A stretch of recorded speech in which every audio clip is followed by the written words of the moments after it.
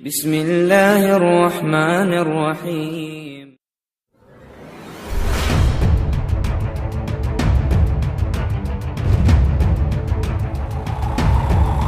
अस्सलामुअलैकुम दोस्तों, मेरा नाम आसिफ खान और आप देख रहे हैं इंडियन मुस्लिम।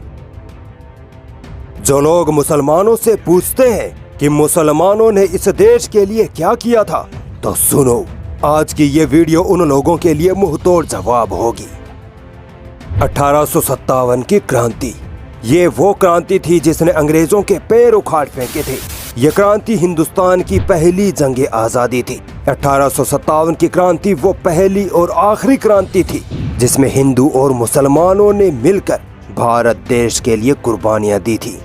आज की इस वीडियो में मैं आपको बताऊंगा कि 1857 की क्रांति में मुसलमानों का क्या योगदान था, कितने मुसलमानों ने इस क्रांति में अपनी जान की कुर्बानियां दी और वो क्या वजहें थीं जिनकी वजह से ये क्रांति शुरू हुई और फिर नाकामयाब हो गई।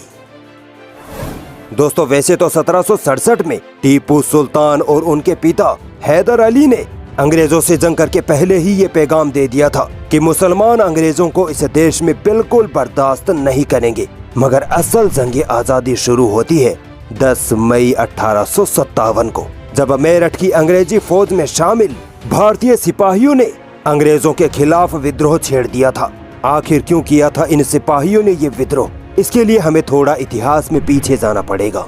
दोस्तों, वो बंदूक में गाय और सुअर की चर्बी वाला मामला तो बाद का है। अंग्रेजों के जुल्म सितम की वजह से भारतीयों के मन में पहले ही अंग्रेजों के खिलाफ नफरत भर चुकी थी।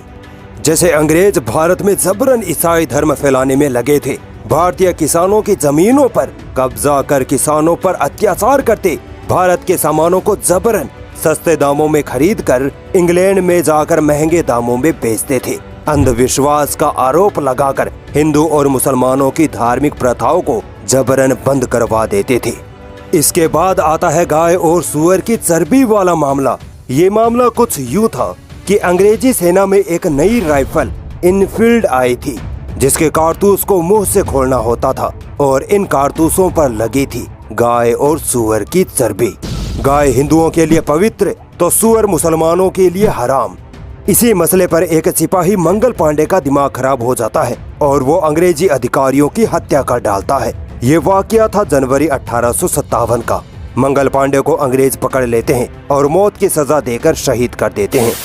यही गाय और सुअर की चर्बी वाली बंदूकें मेरठ के सिपाहियों को भी दी जाती है। बस फिर क्या था, मेरठ के 80-90 भारतीय सिपाहियों ने ऐसी बगावत की कि अंग्रेजों की सांसें फूल गई। ये बगावत 10 मई 1857 को शुरू हुई और फिर पूरे देश में आग की तरह फैल गई।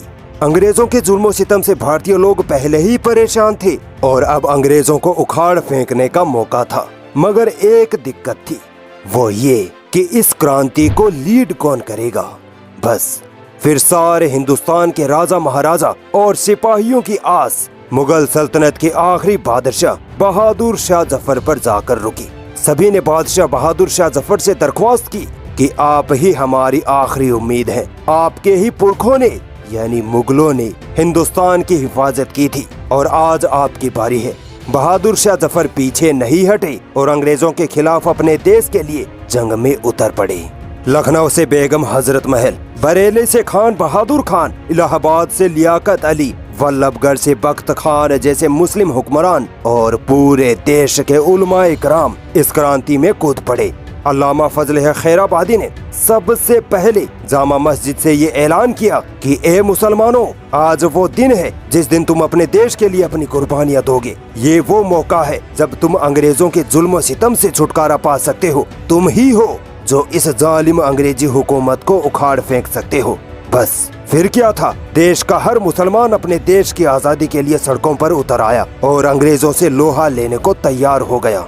अंग्रेजों से जब ये जंग ना संभली, तब जालिमों ने मासूम औरतों और बच्चों को निशाना बनाना शुरू कर दिया। आवाम को जहाँ देखते वहीं गोली मार देते। कईयों को लाल किले और जामा मस्जिद में ही जिंदा जला दिया गया, कईयों को फांसी पर लटका दिया गया। मगर फिर भी मुसलमान ना रुके ना डरे। अंग्रेजों से लड़ते हुए बहादुर शाह जफर अंग्रेजों के हाथ आ जाते हैं। अंग्रेज उनको रंगून, जो आज के म्यांमार में है, कैद कर देते हैं। यकीन मानिए बहादुर शाह जफर ने इस देश के लिए जो कुर्बानी दी थी वो किसी और ने शायद ही दी होगी। अंग्रेज एक सुबह बहादुर शाह जफर के लिए नाश्ते का इंतजाम करते हैं। बहादुर शाह जफर मना कर देते हैं, मगर फिर भी अंग्रेज जबरदस्ती 3 थालों को लाल कपड़े से ढककर उनके सामने रखते हैं। जब बहादुर शाह जफर तीनों थालों पर से कपड़ा हटाते हैं तो वहाँ उनके 2 बेटों और 1 पोते के सर रखे होते हैं। सोचिए एक बाप में क्या बीती होगी जब उसके नाश्ते में उसी के बेटों के सर रख दिए गए। ये थे वो मुगल जिन्होंने अपने देश के लिए अपने बेटों तक को कुर्बान कर दिया था, और तुमसे 52 सालों तक देश का तिरंगा तक नहीं फहराया गया। बात करते हो देशभक्ति की। बहादुर शाह जफर के शहीद हो जाने के बाद मुगल सल्तनत हमेशा के लिए खत्म हो गई। फजल हक खैराबादी को भी पकड़ लिया गया और काला पानी की सजा सुना दी गई, जिससे वो वहीं शहीद हो गए।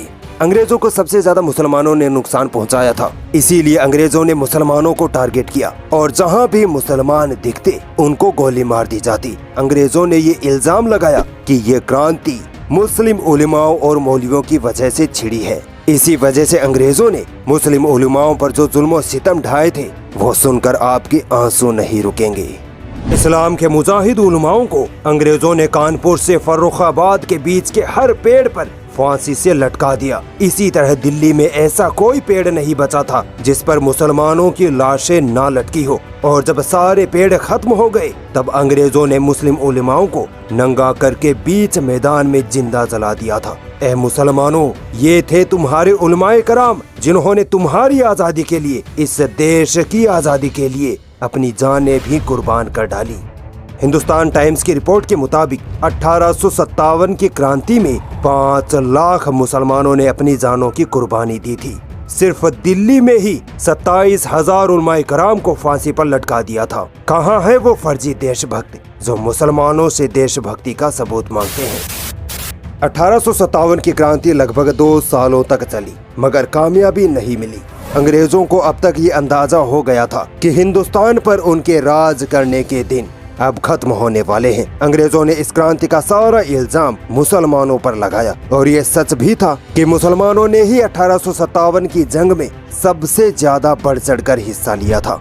इसके बाद अंग्रेजों ने अपना बदला मुसलमानों और खासकर मुस्लिम उलमाओं पर इस कदर उतारा कि हजारों उलमाए कराम को सरेआम फांसी दे दी गई। हजारों को जामा मस्जिद और लाल किले के बीच मैदानों में नंगा करके जिंदा जला दिया गया। जिन उलमाए कराम ने अंग्रेजों के खिलाफ जंग के लिए फतवे दिए थे उनको सूअर की खाल में बंद करके जिंदा जलाया गया। कईयों को सूअर का गोश्त खाने पर मजबूर किया गया। मगर इन मुजाहिदों की वो शान थी कि इन्होंने अपनी जानें दे दी, मगर ना अपने ईमान का सौदा किया, ना अपने देश का। अंग्रेजों का गुस्सा सिर्फ उलमाओं तक नहीं रुका, बल्कि मुस्लिम औरतों और बच्चों तक को पकड़कर लाल किले में कैद कर दिया गया। एक दिन सभी को लाल किले के खूनी दरवाजे से बाहर निकलने को कहा गया। जैसे जैसे औरतें और बच्चे बाहर निकलते गए वैसे वैसे सबको गोलियों से भून दिया गया, और बचे हुए मुसलमानों को तोप के मुंह पर बांधकर उनको तोप से उड़ा दिया गया। ये थी इस देश के लिए मुसलमानों की कुर्बानियाँ। अंग्रेज यही नहीं रुके। मुसलमानों की जानें लेने पर जब उनको सुकून ना मिला तो अंग्रेज मुसलमानों के दीन, तालीम और मस्जिदों पर हमला करने लगे। 1857 की क्रांति के बाद अंग्रेजों ने मुसलमानों को दिल्ली से निकाल दिया। मस्जिदों को अंग्रेजी सैनिक छावनियों में बदल दिया गया। मुसलमानों को अंग्रेजी सेना में भर्ती करना बंद कर दिया गया। मुस्लिम किसानों से जबरदस्ती उनकी जमीनें छीन ली गई। मुसलमानों के मदरसों को जबरन बंद करवा दिया गया ताकि मुसलमान अपने दीन की तालीम हासिल ना कर पाए।